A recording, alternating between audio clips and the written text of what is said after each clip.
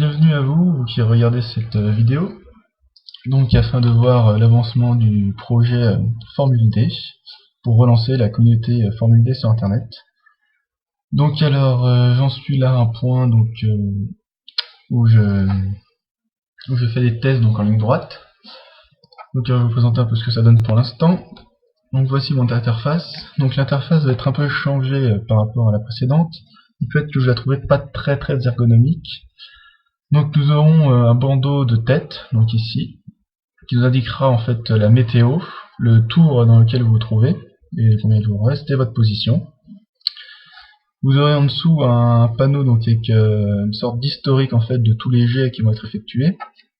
Donc il y aura deux ou trois lignes consacrées maximum à ces jets, afin notamment de voir donc quels jets de dés ont été faits, etc. Donc pour avoir une trace écrite, notamment pour les joueurs qui connaissent pas trop le jeu, de voir un peu qu'est-ce qui est fait et comment on joue.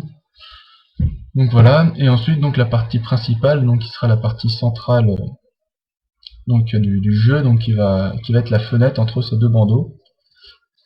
Donc comportant d'une part le terrain, donc le circuit, et d'autre part donc tout ce qui va constituer votre tableau de bord. Donc le tableau de bord va être donc constitué, en fait séparé en deux parties. Donc la première partie, vous aurez le compteur, donc avec la vitesse à laquelle vous vous trouvez et l'état de votre voiture.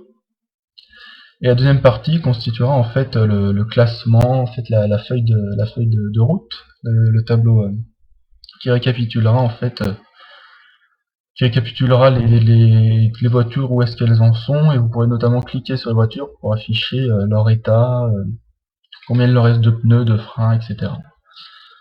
Donc voilà donc une ligne droite, une fort belle ligne droite. Donc cette ligne droite, donc pour l'instant j'ai créé donc l'algorithme qui permettait de calculer les déplacements en ligne droite à partir d'une case centrale.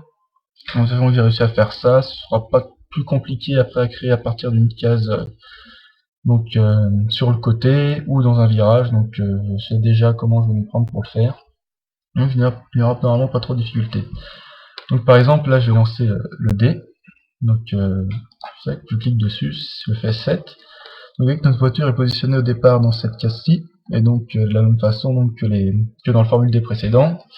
Selon le résultat donc, qui est affiché, on a bien les trois possibilités qui sont envisagées, donc ici présent.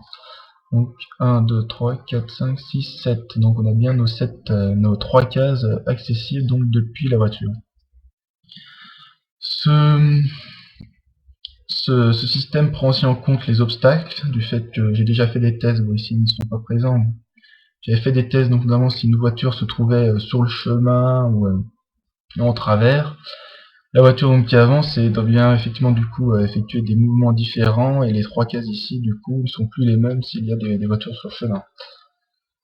Donc tous ces déplacements marchent, c'est une bonne chose.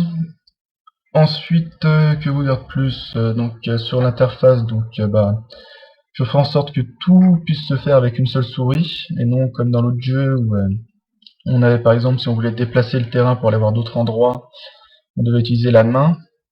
Là en fait on pourra directement cliquer et se déplacer sur le terrain. Il y aura aussi un zoom dézoom, et puis voilà, donc pour l'instant il y a juste des barres et le zoom n'est pas encore mis en place, mais cela ne devrait tarder. Donc voilà, je vais continuer à bosser là-dessus, et puis en espérant arriver à bout et qu'on puisse lancer prochainement la nouvelle saison de Formule D Online. Allez, ciao les gars, à toutes!